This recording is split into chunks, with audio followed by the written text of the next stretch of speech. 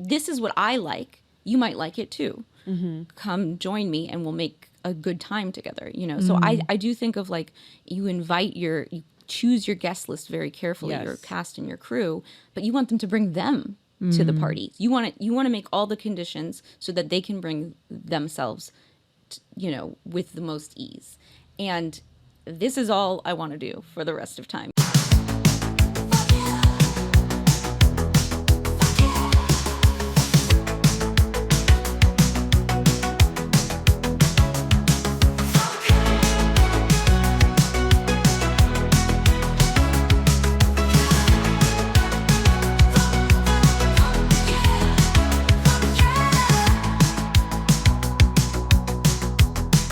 Hello, and welcome to Fuck Yeah, the podcast where we say fuck yeah to erotic cinema. I am one of your hosts, Robin, and I'm here with my co-host, Sarah.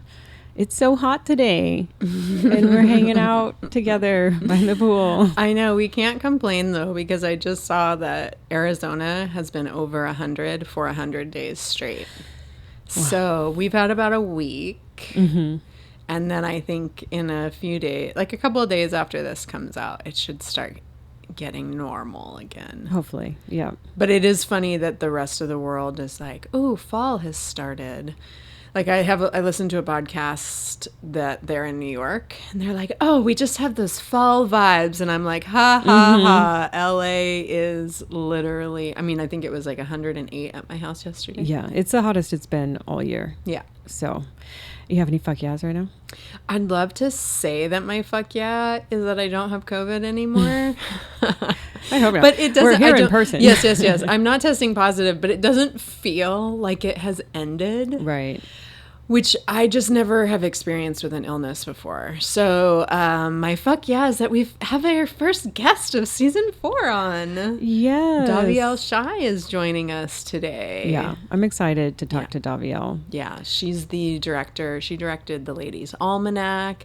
Her series, The Lovers, is premiering at the Gay and Lesbian Center here in Los Angeles on September 21st. She's starting a porn company called Daylight Films. So, and we've worked with Daviel on a number of our productions. Yeah, I love working with Daviel. It's very comfortable and fun, easy. Yeah, she's great. And she's very, she like oozes eroticism. Yes, but in a way that feels like kind of very earnest. What would be, we have to think of what that archetype is. I think we think of eroticism as coming in the form of, say, like the bombshell. Mm-hmm.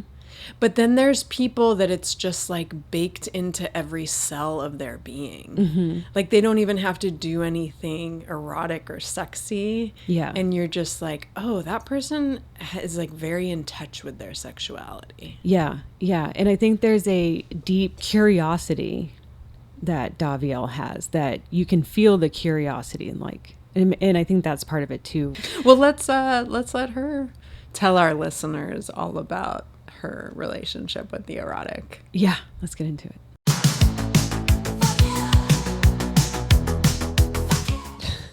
We are recording. Yes. I think this is a nice intro. This is like we're easing into it. This is like some real foreplay, I feel like, you know. Not that we believe in foreplay. In the way that No. not sex. I believe in it. Right. No, we want foreplay. We just don't like the name. Yes. Right? Because before what? Mm-hmm. This is like also the play. Yeah, so just like all being all the time. Right. Yes. And that the stuff, the making out, this touch, whatever, all of that is just as valid and sexual as like... Because it points to a goal-oriented way of viewing sex. Yes. Got it. Yeah. I just started putting together a presentation that I'm going to do at the end of September.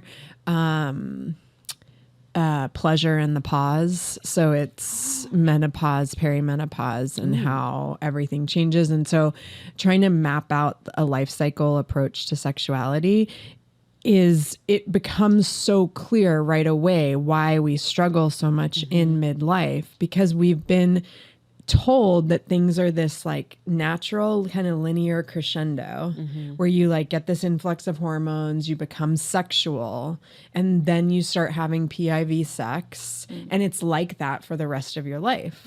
But actually, when you look at like how our sexuality develops and I mean, it starts in infancy and toddlerhood because you're like, I have a body.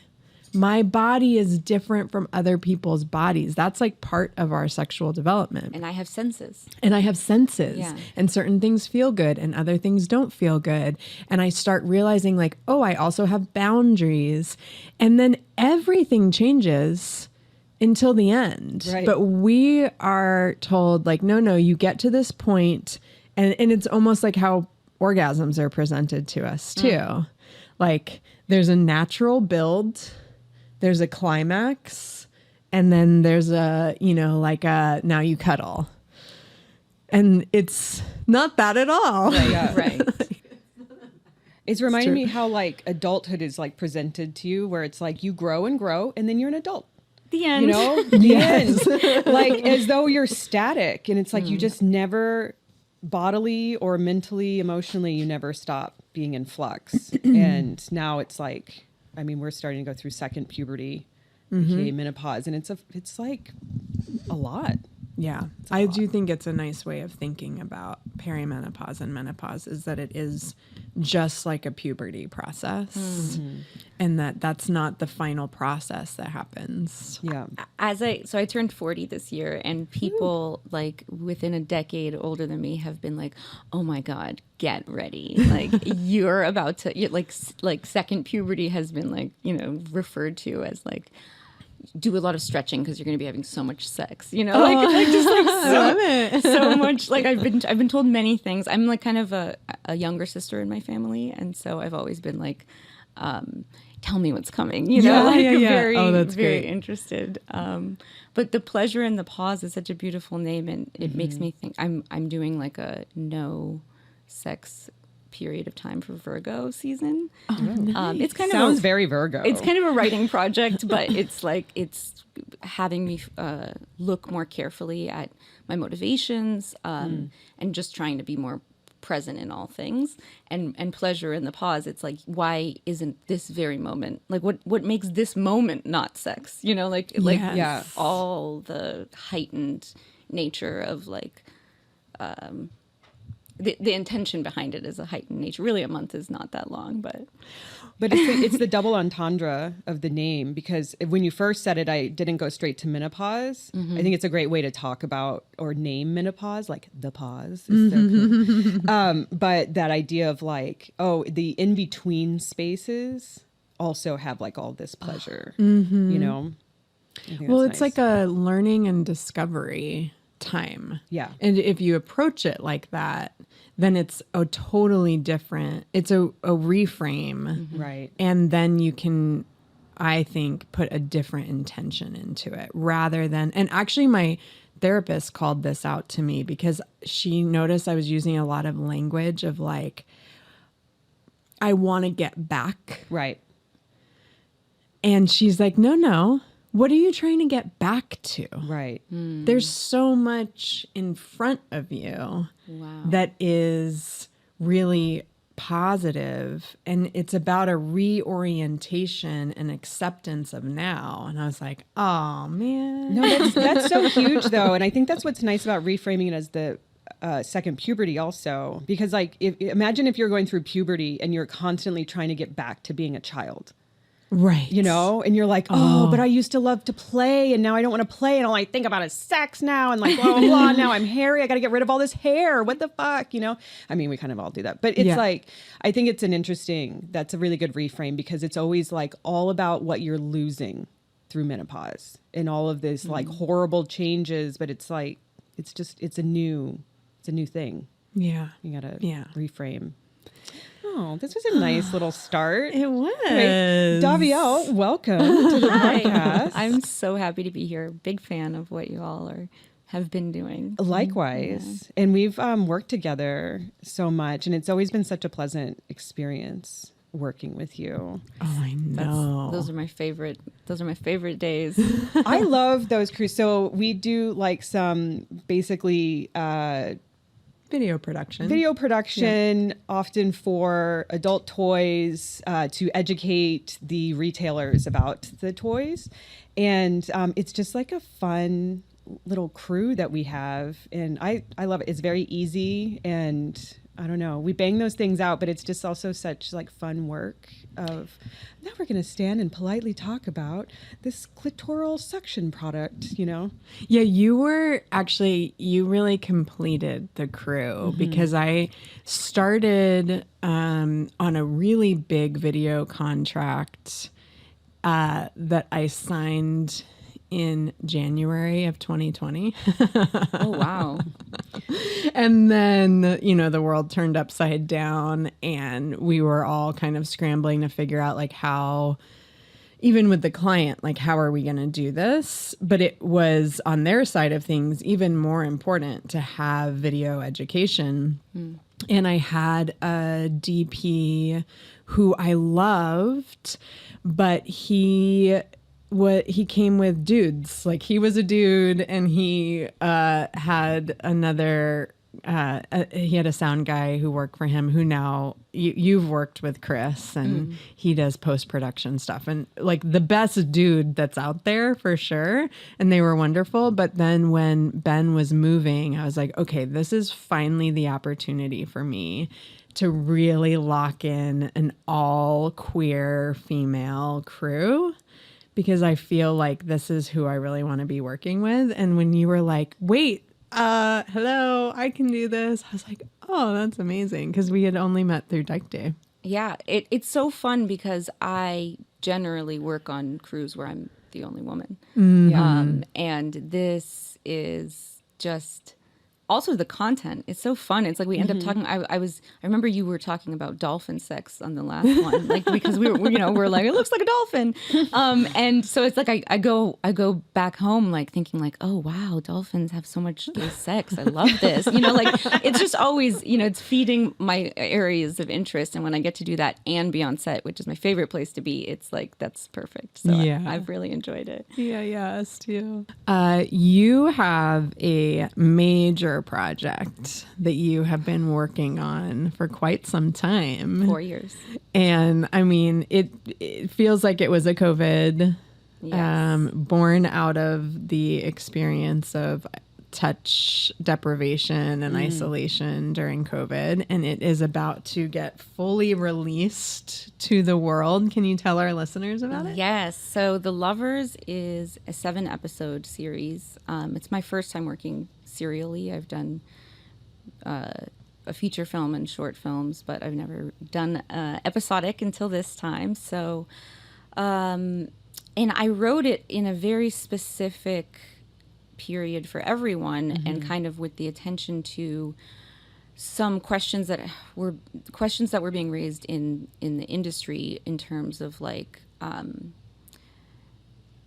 I didn't like what I was hearing in terms of like some people having rings of basically safety of like remoteness, where the most expendable part of the crew would be in the most risk. They were recreating what we were seeing on the outside world, and I was thinking, if we are going to do something ourselves, how can I create kind of like a more ideal version of community care within the structure of everybody's risk profile determines what and how or if they interact. So we had a whole bunch of different people shooting in their own spaces, in their own pods. And because of that, I entered the picture, which I did not usually do. Yeah. And myself and my partner at the time were characters in this so that we could film ourselves. And so is that your first going into being in front of the camera? For the most part, aside from like a short film here or there, like in the past, like that I was just experimenting in my room or whatever, you know, like it was really, I never really considered myself a performer until this. And it was a learning process. Oh my gosh, some of the earlier ones, I feel like I came of age through the process, which a lot of the crew, we really, really grew Sam, we started working together on this, and we work together a lot now. Who's she's a character in it, a DP on it, an editor of the series, and associate producer. So yeah, it was an amazing experience of connection through distance in the process of working on it. But then also the subject matter, it sort of came about because I was mourning this script that I had been working on for a long time. It was almost done. And then with the world changing so much, I thought there was never going to be a present day possible where this thing hadn't happened. So I thought the script was dead in the water. I mean, sadly, there's so much avoidance of talking about what has happened to us in COVID. And that's part of the reason why I think the release of this is still potent no matter what year it is. I was definitely feeling that, like, because I didn't know when watching the first episode that it was taking place in that time. And then when the masks come on and then like just the social behaviors, and it was a nice reminder, even though it was only a few years ago, what life was like during that time. And I feel like there's a lot of room right now for stuff around the COVID experience coming out around the pandemic. I feel that we need to talk to each other because everybody's experience was so unique. Yeah. Because it was intense. And so when we've done a lot of like fundraising screenings at different dyke bars or things like that, and the discussions afterwards are like people have a lot to get off their chest, and it's funny because the subject was so serious when I wrote it, and with distance it becomes funny, but it also is kind of a funny, like, relief, like I need to express something because none of this has been kind of talked about or touched. I mean, media really truly pretends like it never happened, right? So I'm excited to see with the leg that I'm about to start with the Lovers of actually bringing it out, what kind of conversations it sparks and what kind of healing or, kind of putting a focus on something that is just behind us, at least in terms of the global acknowledgement. You just had COVID, it's not gone anywhere, but there's no more, what is this? I wrote it in that questioning time of like, and there's definitely I won't give it away, but there's a speculative element in the writing also that's like, well, I knew that in 2020, this was before vaccines, before there were dominant theories put out about what this was, and so there was a lot of room for questioning, and that's kind of where I wrote the script. Yeah. It's important to get back to that kind of space, like remembering what that was all about, because there was so much fear of the unknown. But then it's also something that we're dealing with all the time. It's just more stark in those moments, So it's nice to investigate that and not just like brush it under the rug. Well, I will say, having just had COVID for the first time. Oh, ever? Really? I didn't know that was your first time. Oh, damn. So Ruby came home from school about a year. Actually, I think it was around the same time of going back to school, and had a slight cold. And I was like, I should test you because, we are still very conscious of, not wanting to expose anybody. And I had a really expired test, and there was like a tiny little faint line on Ruby's test last year. And then Ruby never tested positive again. And we certainly didn't have anything that was close to what we had this past time. Like this was a pretty significant illness for us. And I got brought back to my COVID mindset because Ruby's teacher came to school sick and taught for 2 days. And so you see how like Ruby came home with COVID. Andrea tested positive 2 days later. I tested positive 2 days after that. My co-parent, who has an immune disorder, is still very sick. Like she can't see her mother when she's sick. So like it has that impact where I feel like we were acutely aware of the ways in which our personal choices impacted others during that time. And the fact that that hasn't persisted kind of global, like on a broad scale, feels very, and I don't know what it's like in other countries. Maybe this is just a human tendency, but it also feels very American to me. Like I think about some of my early travels, and Germany was one of the first places I went abroad, and seeing the remnants of the Berlin Wall up throughout the city as a constant reminder of this point in history that was tragic and never to be repeated again. And like here in the States, we don't deal with any of the roots of supremacy. The fact that we're a nation that's built on slavery. And then it's like it bleeds out into kind of everything we do. Now it's like COVID never existed. Right. Because it doesn't benefit our capitalist system for people to be conscientious in how they choose to go out into the world. Right. Yep. It's wild. And that chain of how connected we all are was a lesson from the virus, you know? And it's like, if we don't heed that lesson, it's just like, if anything was to come out of this, you know, but we're herded back into this sense of normalcy, even though we know better, you know, even though we now know. Yeah, we lived through it. So all of these topics are kind of what the series is about, you know, the interconnectedness of everybody, even if you try so hard to maintain those boundaries.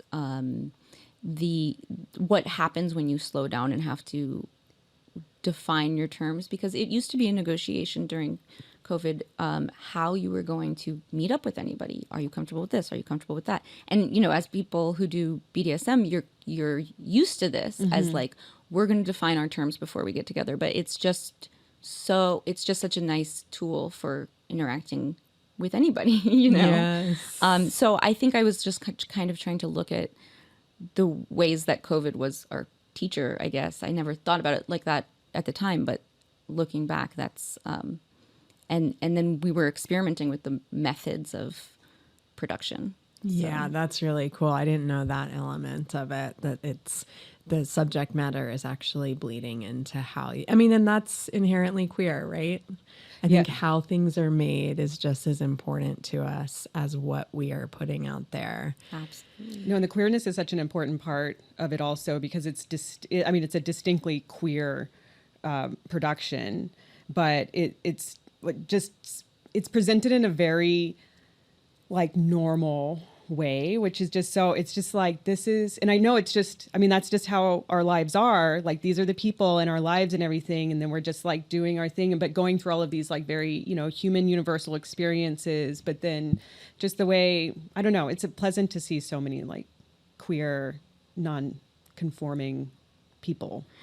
I have like a kind of joke with myself where every film I make has a token man. Nice. So it's like I was there a token man? You have episode 2. Oh, okay. We gotta wait till episode 2. No, yeah, tokens don't always show up the first introduce episode. him in the first episode. Right. In one of my films, it's like the joke is like he never says a word, you know. And at one point, somebody says, "This is in the tyrant of the main character says like, shut up, fuck you," but he hasn't said anything. Yeah. So you know, there's a play with like if the norm is that, you know, Yes. my films would fail the reverse Bechdel because there's never two men speaking to each other. Right. And definitely not about their own ambitions, or not, you know, have to be talking about other women or queer people. But yeah, the ability that film has for you to create a mini universe and economy is part of the reason I'm so drawn to it as you know, the central organizing factor of my life. But yeah, you set on a set, you set the terms, and if it's more normal to be queer in my films, than to not be queer. You know? Well, it's like the productions that we were just talking about. It's like once we locked in that like queer crew, it's just so comfortable. You know, it's like you don't have to like show up with your mask on or something in order to like interact with people. And I think also there's this real like humor. Your figurative mask. My figurative, right? Yeah, I'll wear a real one. But I think what you're pointing to also is this subtle humor that's throughout the whole series. Well, at least the episode that I saw, where it's like the opening, for example. Yes, I wanted to talk about this. I loved it so much because it's like you're interacting with a flower in a very like, you know, fuzzy, like Vaseline lens kind of way, like a very like romantic. You're fingering the flower. You're fingering Let's it. just It's very name it. sexual.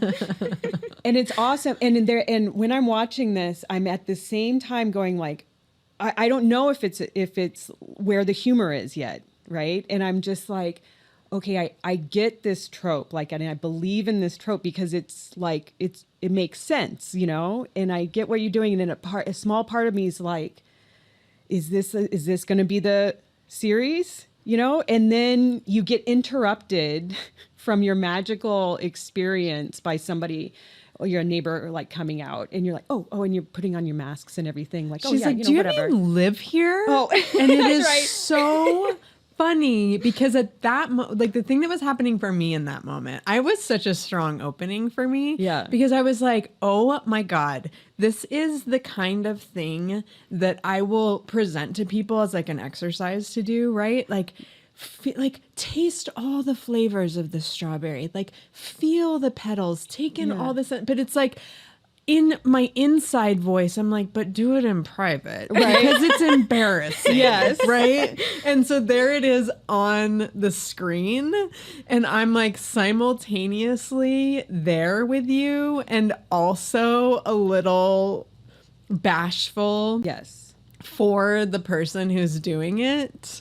And then, yes, that person who comes out is like, do you even live here? Yeah. And you're caught in the act. And so, yes, the element of humor it's a relief to the viewer. It was a relief. Very self-aware in a way that hit really, really nicely.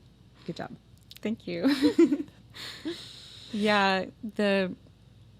I mean, there's so many ways that scene came about in a very, like, it wasn't even written in the original, you know, so the force of the art takes on its own momentum, and that's when the writing is really happening. Like, I feel like after it's cast, after you're maybe in production, there's a cancellation, you have the whole crew there, and it's like, what are you going to do with it? So is that how that came about? That scene came about. I was walking stoned in my neighborhood, and I passed these roses and the background, that particular spot, and I was just like, because when I'm in writing mode, everything is fair game, you know, like I'm just like in this heightened state of like excitability, but and I think which character would do that or say that, you know, whenever I see anything.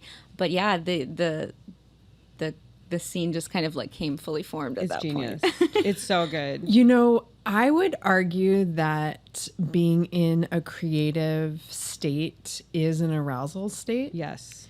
Because arousal truly is just alertness. And so the fact that you are taking in everything in your surroundings when you're writing totally makes sense, in the same way that when we're engaging sexually, either with ourselves or with a partner, like even just the slightest touch hits a little different, you know, because you're receptive to it. Right. And so it's like a super receptive, alert state. Right. When So you're creating. whatever way you can get yourself to like shed the numbness of like that at some level is required for mundane functioning, and just be like, everything is, that's why I can't I think that everything I make will always have this duality of, or kind of combination of sacredness and eroticism, because to me it's exactly the same heightened awareness, and just like if the breeze touches you, is like, is that erotic, or is that like you're in full worship of Mother Earth, or, you know, or it's there's, you know, those are just labels for the same experience. So I definitely I would turn it into a bit of a trifecta, though, because I think the humor is always present there also, which is a very, not uniquely human thing, but it's a very human thing. I mean, you're talking about like real humanity stuff, like sexuality, sacredness, and then also like, but just in the humor doesn't slap you around. It's just like this low level. It's almost like just being present and observing. These are the things that often come out, you know. I am curious how the erotic found its way into your work, because it's definitely central in this piece. Can I guess? Yeah. I think that maybe it's just always present with you. I think it's around all that you all right, I'm just gonna, this is not, I've been watching too much Drag Race. This is not a read, but I'm gonna like a nice read. Okay. You come off to me like incredibly genuine, like what, you know, you're just like kind of open book in a way that's very heartfelt, and very like kind of sweet, sincere person, but very sexual. And there's like, I think you seem sexually aware no matter if you're like at the production. You're not sexual like with other people or anything, but I don't know. It just seems like it's not compartmentalized with you, I guess is a better way to put it. It's not like something that you put away and then take out for certain situations. How accurate? You think Daviel came out of the womb like this? I think you were a sexual child. Yes. And I think it's you all still are a true. sexual child. It's true. It's true. It's true. It's all true. I think that like in terms of front and center in my work, it's like been a very, very long time, whether it's writing of any sort or filmmaking. I think there were some films I made where maybe there wasn't a sexual erotic undertone, but that was at least, I think for at least 12 years, I was trying to think about this before I came, but yes, I don't remember becoming a sexual being. You know, a lot of people remember their childhood as being without that, but I can't remember a time before, you know, like, you know, as you said, like sometimes, you know, infancy, there's a beginning of that. I think having sense organs makes me, you know, experience pleasure of being, you know, in the world. So, and I think that is part of the message, you know, at base is like, how can cleaning the house be, you know, an erotic act? How is like the maintenance of one of the lines, the maintenance of our fleeting bodies, you know, but how is the maintenance of life, which is anti-capitalist in that you can't just say, I cut my nails, I'm done, and I'm moving forward. You will have to cut your nails again. You know, there's this cyclical surrender to the reality of being in a body on earth. And all of that to me is just like so sexy. Like it's just like, and it's always been that way. But I have to give a little caveat here is that I grew up in a very religious household. Okay. So I think I was trained, like in Judaism, if you're religious, there's a DS dynamic in the house. God is the boss and says, you can eat this, you can't eat that. Why? Because I want you to think of me every time you eat. Ooh. Like, it is fucking sexy, you know? That's some kinky shit. Yeah. So I think that I was born into a situation where these things were heightened, you know, all of these different like power play and discipline but also just like very sensual rituals, like the end of Shabbat, you know, you light the candle, you smell the thing, it's supposed to be touching on every sense. And so these things were just so a part of my upbringing that I think it immediately translates and then kind of becomes, you know, again, these pillars of my work. Yeah, you've been a kinky student since the beginning. Day one. Yeah. I love that. Well, that makes me even more curious then about how things like astrology and tarot, I mean, they are equally woven into this story. It's the erotic, it's the context of sort of separation and deprivation. And then your character is clearly also very immersed in The word that's coming to me is the occult, but like I don't know why that's the word. But I would say like LA. Yes. Religion? Yes. LA religion. Yes, absolutely. Spirituality. Yes. Woo. woo. Yes, woo. I like that better than the occult. In a way, it's kind of like a, making fun of ourselves in LA. Yeah. Because it's a very Los Angeles pandemic story. Yeah. But on the other hand, it's also, the proclivity for, the big questions and all of that was seated in my religious upbringing. But I also asked all the, one of the people who's in it is a real astrologer. And like, I asked people about all the collaborators about how do you worship, I was kind of doing some research to write it. Because usually when I'm writing something, I'll like write to a point and then I'll cast it and then I'll draw from the people that are cast in it, so that I'm like, I don't know, just kind of stalking their real lives and being like, I picked you for this character because this and that. So I think part of what people believe in is imbued into the storyline. But yeah, I definitely wanted it to be like an over the top, like one of them calls herself a fitness witch, Yes. It's like I need a fitness witch in my life. because that person worships through, this engagement of the body, like exercise. And can I also say what was so LA is the appearance of it. It's like when we see LA on screen all the time, but it was not so our LA. LA. It felt like I was like, this is what I see in my daily life. Like just the texture of the buildings and the plant, just everything about it was just so like LA. Agreed. Well, yeah, that's so interesting, your process for, do you feel like you've always created in this type of collaborative way, or did you have to break out of your training a bit to develop this like truly collaborative? Because the typical, I think the archetype of the director, especially like writer, director, star, is very narcissistic. And like the way that the film is constructed is completely in service to this single person's vision. And like my mom worked in film. She was in the costume department. So some of my earliest jobs were working on set as a wardrobe PA.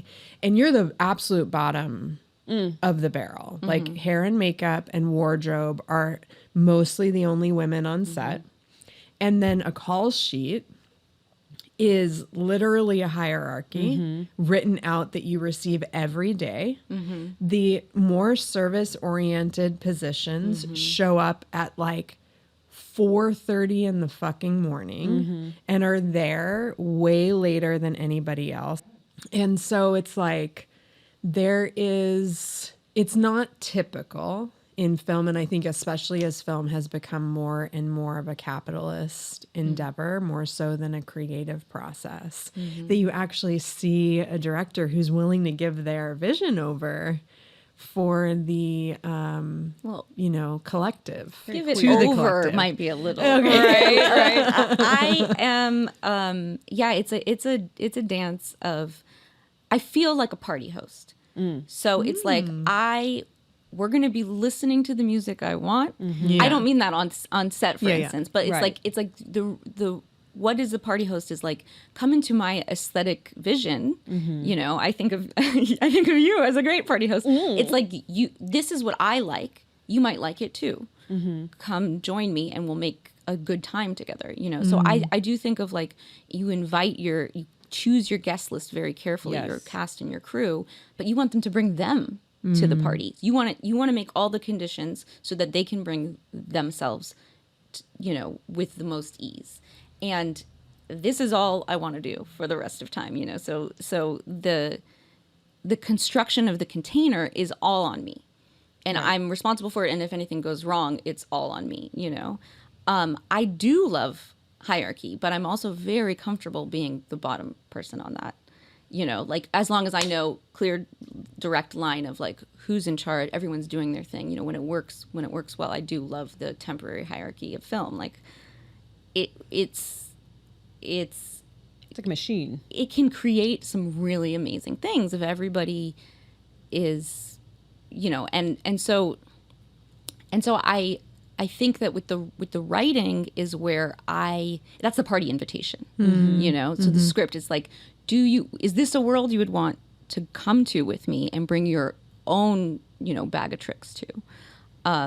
So that's very solitary, but I take great inspiration from people, and I just really love people. I think that's why I love to be on set. You know, like I think people are fascinating. I love writing public transportation because you're like just like not interacting necessarily. Like I don't like to be the center of attention, but I love to know what's going on, and you know, I love to know a scene or history of a scene. So I think it's a combination where it's like there's a lot of control that I put in on the front end, and then in the end, I'm just asking everyone to bring their talents that exceed anything I could do on my own. You know, that's why I'm so excited about thinking of structures that are experimental or just utopian, I guess, in some ways.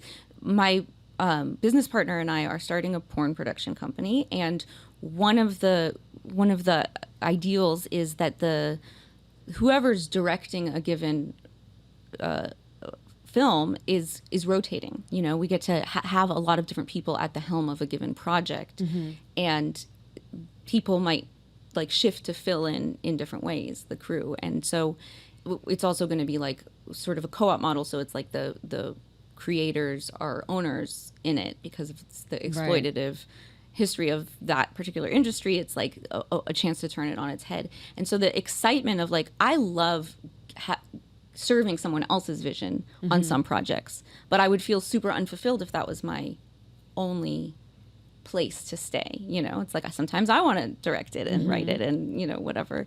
And so having that kind of wheel of rotation, because the films will be shorter,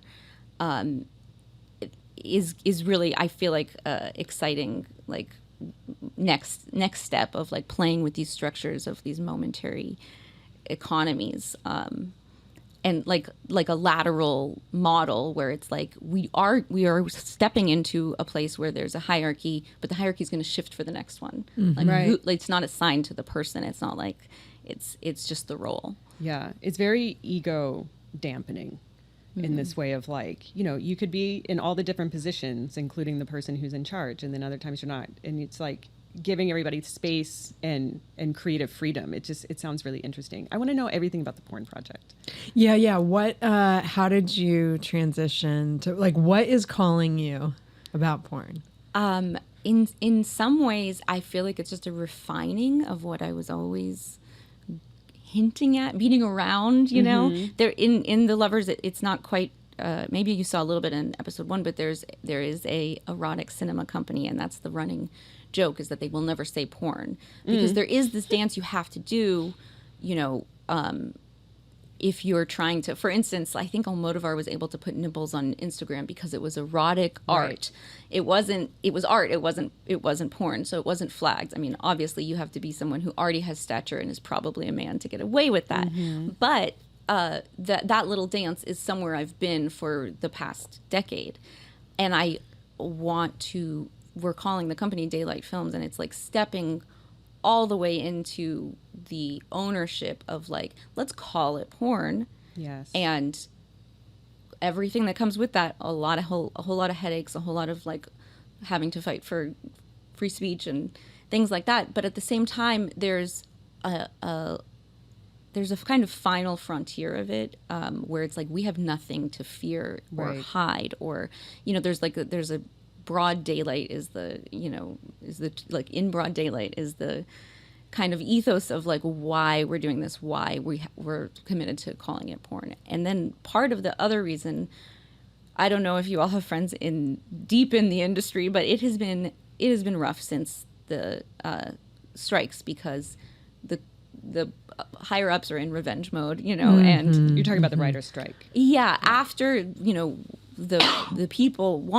there's still a very retaliatory nature of how much jobs, especially, are coming to LA and not being brought to places where they can do cheaper labor and stuff like that. So everyone has been in crisis. Like, people are like, should I find a new trade, blah, blah, blah. And it just made me realize that not only do I need to double down on filmmaking, because if I like think to myself, I have 40 more years in me, what do I want to be doing every day? It's always been that. And so how can I do that? I'm going to enter a different industry that is a lot smaller, especially when you're talking about queer porn, and double down, like find ways to seek to make this something that we can do all the time. I'm not gonna any longer keep splitting my attention to like projects on the side and making money from production of commercial things or whatever, but just really kind of focus it all in one basket, because I don't want to go find some other trade or whatever, so I think it's a refining, it's an ability to spend our days doing what we love the most. There's always been the erotic element of the film and the art that myself and Amina want to make. It's been both of our dream, and so finding each other, but then also just kind of this like feeling like when push came to shove, I was like, okay, I'm just gonna double down, and if I fail, I'm failing at doing what I most want to do. It's the same drive as to make any other film. It's just calling it by something that's far more stigmatized. And I'm like, well, that's the hill I want to die on anyway, So there's a liberatory nature to exposure, both in all the senses, that feels like, I don't know if it's like it's not like a destiny, but it's like this is right for me, so it's just like nothing left to hide, I guess, if that makes any sense. Yeah, it makes a lot of sense. And I think rooted in a sense that there shouldn't be anything to hide, that there's nothing here to hide, because y'all are wrong that it should be hidden. Right. You know what I mean? Right. And I've always really felt that since I was little, of like, well, why can't I say, I'm not talking about being harmful in any way. Right. We're just talking about like normal desires and sexuality and stuff like that. And so it's always like, you can tell so much with the language, like when we have to say like schmegs or whatever online, it's like how like hidden this part is supposed to be. So I love like the broad daylight? Well, it's called daylight films because of doing it in broad daylight. And the other thing is too, it is a very American affliction of like what, the Puritan sense that sex needs to be hidden, or it's somehow like wrong. Shame. Yeah, shame. Shameful. Yeah. So and it's just so infuriating that somebody would think something so like genuine and awesome would be. But it's all a part of the oppressive structure, so the lexicon reflects that. But it's just so queer. I'm going to keep saying this over and over again. It's just so queer that you're like, all right, the systems that be are not able to support me and the work that I want to make, so I'll just do it myself. I'll just make my own, and I love that. With all my queerdos over here. Yeah, and I'll employ as many of my friends as possible. Yeah. It's funny that you mentioned Almodovar, because over the summer when we were taking a break from the podcast, like Robin often does a Queer Kisses series on TikTok, which is so great. And we got shadow banned for posting the Y tu mama tambien make out between the two men. Like, I mean, clearly we got reported. And our TikTok and our Instagram, like we are like crawling our way back from having posted. Yeah, I stepped over the boundary. Part of it was I forgot that could even happen. I was looking at it. I was like, there's no genitals. We're fine. But two men making out in that way is still so offensive to so many people. that's the problem with having decency even as a concept, because it's in the it's the power holder is the one able to define that, and that's how they come after you or freeze your assets if you're making porn and they say, oh yes, we work with porn producers, but you're doing fisting or whatever we decide is not decent. Yes. And so I think you can't have even the concept of decency, you know, and have like a free society, you know. So because that means someone can just push you into the indecent at any time. It's about harm, right?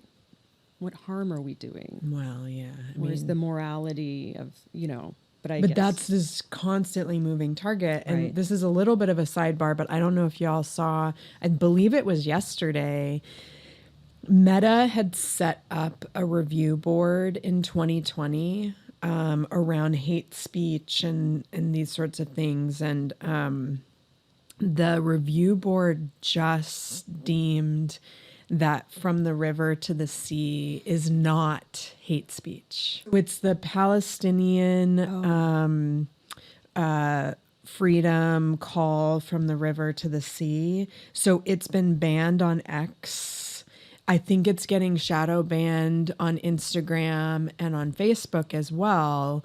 But the review board took it up, and they have said that posting that in support of a free Palestine or against the genocide in Palestine is not hate speech. And that's huge, because that's going to be the very first platform now where that does not, using that phrase does not get you shadow banned. So I don't know if you noticed kind of early after October 7th, people were using that phrase a lot.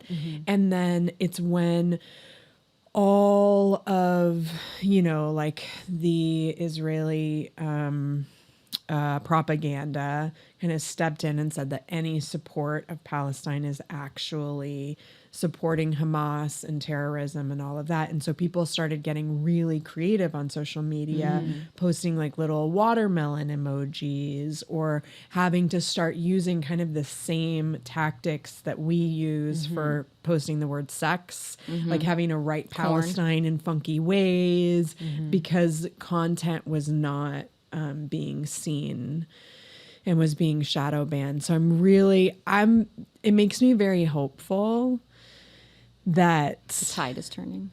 Yeah, or just that like one institution actually set up a mechanism that worked, you know, as it's designed to. It just is like, oh, let's just like take a little win here, because it rarely happens. Yeah, and it goes up and down so much. The fluctuations are really hard.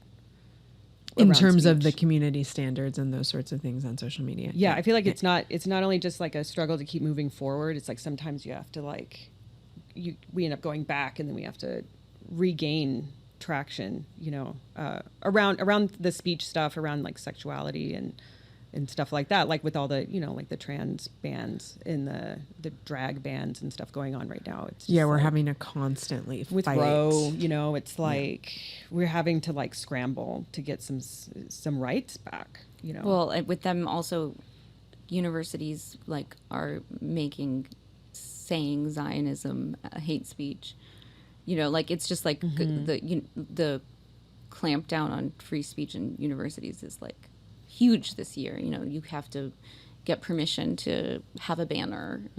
It's just like the effectiveness of the movement has the backlash from the institutions, like then saying like, well, no encampments, no, you know, because it was making change. Right. Yeah. So like it's just like a constant push. Yeah. Back the and forth. waves. Yeah. Speaking of pushback, this is not actually speaking of pushback. Can we move to kinky stuff? Yeah. Okay. Yeah. I was trying to figure out how to make the bridge. Yeah. I was like, I took us on a little bit of a jaunt. Yeah. Speaking of getting ridden hard, no. So we've talked about it on the pod. Like I threw a play party over the summer, and Daviel, you were there, And I was so excited that you were coming, first of all. But I did not, like, I could feel your kinkiness. We hadn't really talked about it much, but I was like, I have a feeling. But then to see it on display at this party. So you showed up with your play partner and, easing into everything. And then I found myself like sitting on the couch and you come in astride, I guess is the word for it. Your partner was very nice knee pads on all fours and you were riding them like around the property. And I was just delighted. I kind of got bottom vibes from you originally, but I don't know if it's just like your sweet sincerity that gives me bottom vibes. But I'm just interested about who you are as a top because you seem like maybe like a really sweet top. But I would just want to know what your approach to kink is. We didn't get really a chance to talk about it, but I was pleasantly surprised at how you were vibing at the party. And you were just such a great addition to the whole, like what you were talking about with the collaboration. It's like setting up the scene and then letting people play it out. It was like you were one of my highlights of that party. Oh. So I just want to know who are you as a kinky person? Because I don't it's not a cookie cutter. Well, you sent a version of this question, and it's had me really. You said, where do you see kindness in topping or something? You said something about being kind, and I thought that was really interesting to me because I'm a switch, but for many years in practice, that really just meant a service top. It kind of shook out to be that way. And that's okay because for me, it allowed me to, again, set the scene, create the party, like have set the rhythms, set everything. And my pleasure was derived for those many years of my life from the report card. Like it went great, But I have had a massive transformation internally in the past few years, and I am retired in terms of service. Ooh. So that cannot be, but it's like I'm still me. There's still a lot of proclivities. There's still like I think what you're saying with like the sweetness, it's like I don't like meanness in like I don't like it directed at me, and I can't really do it. You're not like a humiliation top. Yeah, no. So I think you're very clearly picking up on that. But I'm also like very like if anything at all, I'm like just a diehard masochist, So for many years it was like kind of figuring it out, making it work, masochist for masochist, like out of my kindness, I'll hurt you, like kind of like that was in operation. But in the time of retiring the service top, I also, went deeply into a few different configurations of interactions with sadists that I really trust. And that either my rope top, who's a very nurturing, kind, and a little sadistic top, and then also like with a lover who's a very like brutal and violent. Like I feel that that's a kindness because it's what I crave. Right, exactly. But I wouldn't want either of them to be mean to me ever, So there's a nuance here with the what is kind, Exactly. But when I'm topping, it's like I feel that now I'm able to come to it with, I might be doing the exact same things I was doing years ago, but I'm coming to it for my pleasure. Yeah. And that's new. Because after, I think after really being able to witness these incredible, like, tops that I trust, I'm like, oh, like, if I'm gonna do that job, I'm gonna have to do it now in a completely different way because it's not about what can I do for you? What's your pleasure? It's like, oh, something that I'm gonna derive pleasure from might also be something you derive pleasure from. Exactly. Like in that kind of. That's kind of what I've learned from the really beautiful thing of like meeting sadists, where I'm like, I just get to relax and enjoy what you love to do is what I love to do too, you know, on the other end. So I hope that helps explain. It's so interesting because this is what I ended up talking about. A very similar thing when we talked about the play party last time was that I was I mean, I came into BDSM through work, you know, I think I would have no matter what, but I was just a pro dom for so long, and it is like service top type of stuff. I mean, I think there is definitely doms there that are just like, I only do what I feel like and what I enjoy doing, but I was just like, what do you need? You know, that's like within my skill set. And it was that party where I was just like, I don't even know if I'm going to play. I'm just going to go and vibe. And if I want to, for my own pleasure, I'm going to do it. And then I surprised myself that I played all fucking night. You know, once I started, it did not stop. And it was a lot of the things that I always have done, but I was doing it for my own pleasure. And it was in line with the other people's boundaries and also pleasure. And I got some of the best feedback that I've ever had around topping. And I think for the first time, I got into like a serious like top space. Like I was high from it. I was hungover the next day and I did not do, something happened. There was a big release that I was just like, I went nonverbal like by the end of the night. Well, I think that this is something that doesn't get as much airtime as like top drop.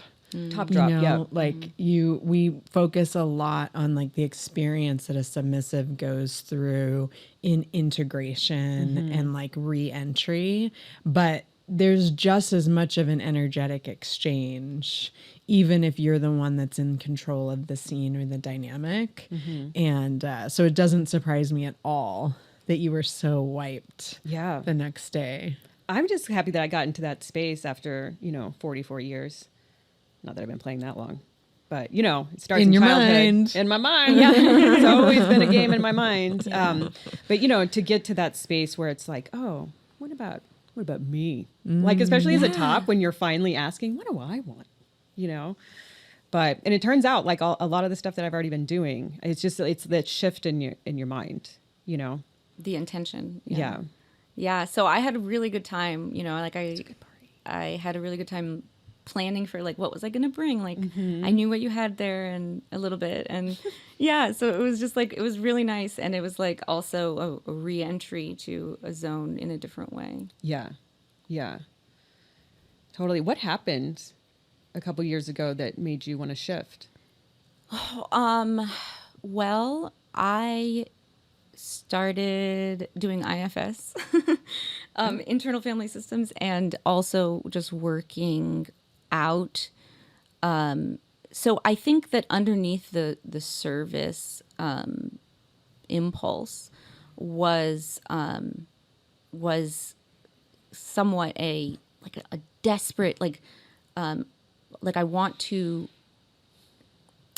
perform so that I'm kept. Yep. So that I'm not discarded.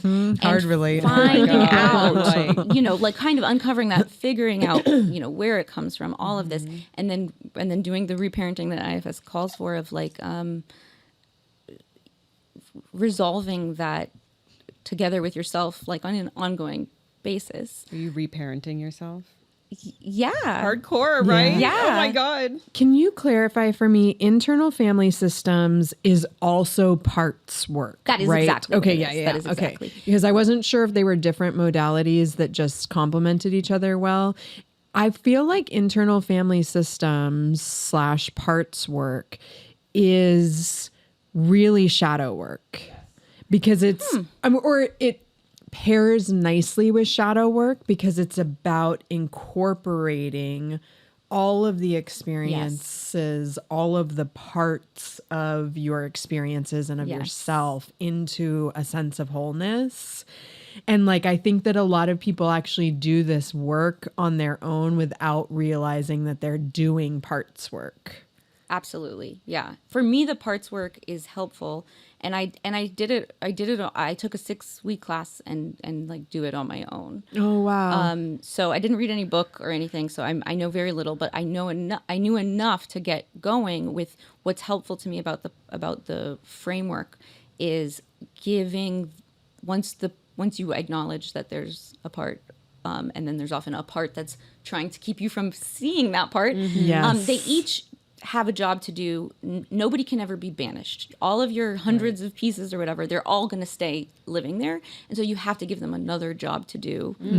And that has been huge, you know, because if you say, oh, I have to stop, like for instance, my intention this month was releasing control of others' perception of me, right? So it's like I have to stop strategizing when it comes to trying to control my relationships and use that great strategic mind somewhere where it is more welcomed, which it could be my career, you know? Right. So you can't just say, you can't be here, because it's going to be here. It's a part of me.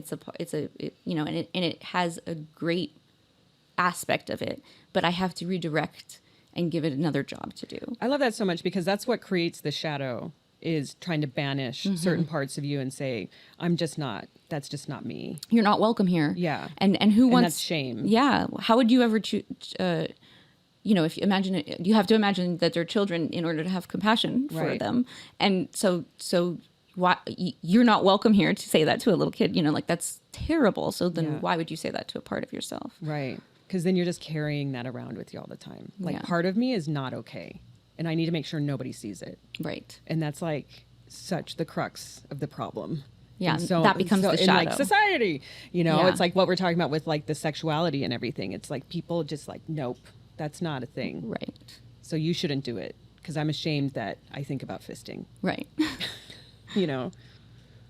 Well, and on a macro level, that is what we do. And that gets us kind of back to our earlier conversation about like, there are massive parts of our society, our history, our lived experience, particularly in Western colonial culture, that we're just like, no, that part, we're not going to focus on that part. Yeah. And don't bring it up. How dare you? Right. Yeah. How dare you insult our country Yeah. by bringing up its history? Yeah. Right. These people that are different from us in society, we would just rather that they don't exist. So we're going to do everything in our power to really minimize their autonomy so that we don't have to deal with this thing that we really don't want to think about. Because if we start thinking about those people over there who are gender expansive or like living their authenticity and freedom, then that means that I have to start questioning my own life choices. Or descendants of our shadow.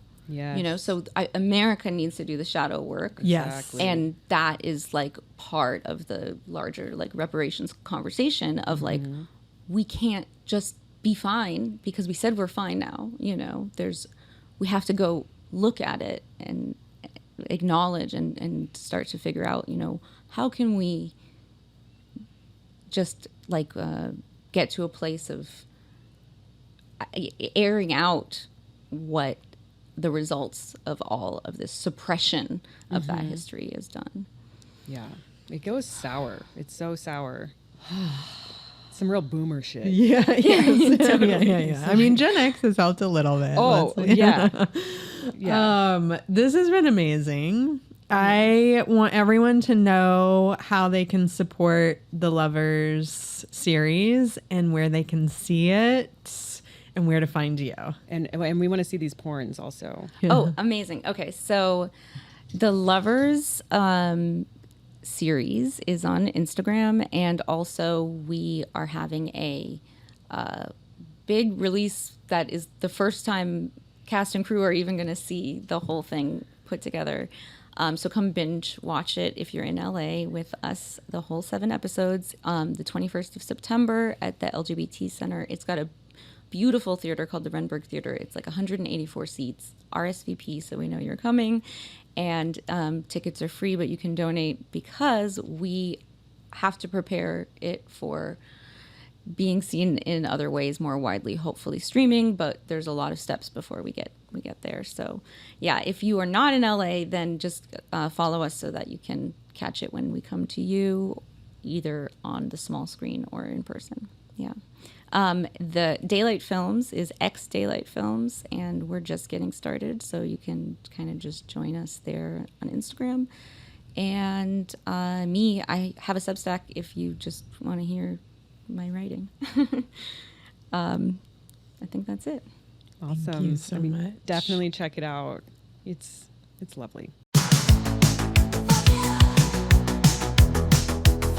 that conversation was of all, I think, really reinforcing of us recording in person. Yes. And why we've been wanting to do that. I felt very present, sometimes more so than I think the virtual recordings can. There's just a layer of distance there. Yeah, definitely. And we got into so many different things that were really interesting. And I liked how the conversation meandered in a way that really just had a lot of depth to it. I hope it comes through in the recording. That's how it felt when we were recording. Yeah. And I think one of the things that stood out to me in talking to Daviel, like early in the conversation about how she approached the production of The Lovers, and just how thoughtful it was in terms of really integrating the lived experiences of the people involved in the production, and why it's so important when we talk about inclusivity and intersectionality, and particularly in media, that it's not just about representation in front of the camera, right. but that actually the way that something is made really changes when you're integrating that different perspectives, different lived experiences, and like actually really being thoughtful about how you do it. Yeah. It's like the difference between like a company that's like owned by a gay person versus like a queer company. Right. You know what I mean? Like yeah. where you're just like, no, I know that this queerness is baked into how the thing operates, like how the sauce is made. Right. And I thought that was I liked learning about that in relationship to Lovers, and that there were many things about the story that changed kind of based on who showed up and how they showed up on that particular day, for instance. So you saying like there's a quintessential thing about queerness that kind of permeates through all parts of your life, and then would end up showing up in those areas, like how you're structuring your behind the scenes crew, for example, or the kind of input that you're wanting to hear from people. Yeah, I guess like that. I feel like in the queer community, I mean, and in lots of, not just the queer community, but I'll just speak from my experience. I think that we really value communication, open and transparent communication, setting boundaries, safety. It's a lot of the same things that you would find in intentional kink spaces, right? And that there's a difference between just saying like, oh, we have a whole bunch of queer people who are involved in this thing, but actually having people who are integrated into the decision making and how the thing gets made, what the story is that's told, is a layer that I didn't certainly know about the Lovers series. Yeah. And that just made me like love Daviel even more, right? Yeah, and it made so much sense with the way that Daviel communicates and lives her life, that this is how it would be structured. But it is like a fundamentally kind of different idea that is much more about collaboration than it is about the kind of hierarchical structure, like we were talking about, that we're more used to. Yeah. And so the collective. Yeah. And I think there is something about dissolving the binary and like the whole idea, it does dissolve one of the hierarchical structures. And then if you're certainly more intersectional minded, then that starts dissolving even more hierarchical structures. And so I can see how that would just permeate into every part of your life. It's just a way of life. And the way that she envisions her role as director, she said, I'm the party host. So I'm sort of setting the tone for the party and saying like, hey, do you want to come and be a part of this? And if you do, if my vision resonates with you, then you're going to have a stake in how we're then experiencing this party or crafting this story. Yeah. And so I thought that I've never heard of a director seeing themselves in that way. Yeah. Yeah. But it makes a lot of sense. It's like, I love it. It's great. Yeah, it was really great to have her on, and I'm excited.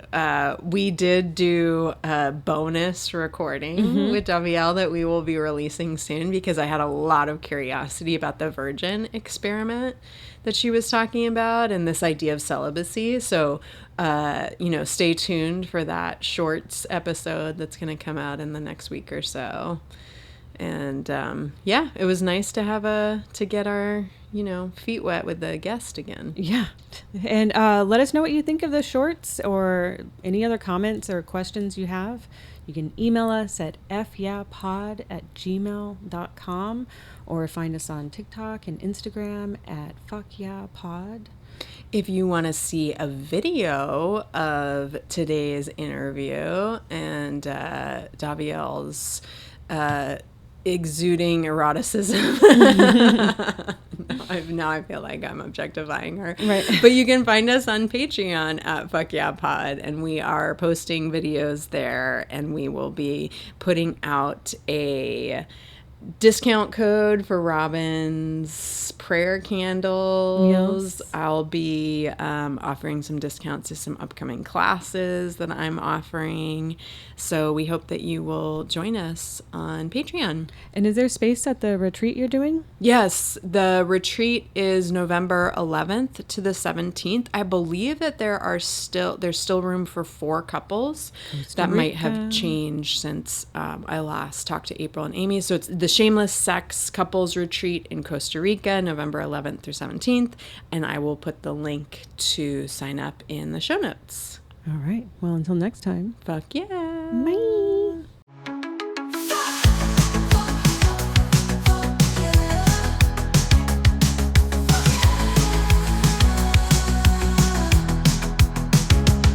Thank you for tuning in to Fiercely Independent Media. Fuck Yeah Podcast is hosted, edited, and produced by Robin Jennings and Sarah Tomcheson, also known as my mom. Theme music by Suno AI. Your support means a lot. You can give to the show and receive perks at patreon.com/fuckyapod. You can also rate and review the show or share it with a friend. You can reach us at fyapod@gmail.com. Bye for now.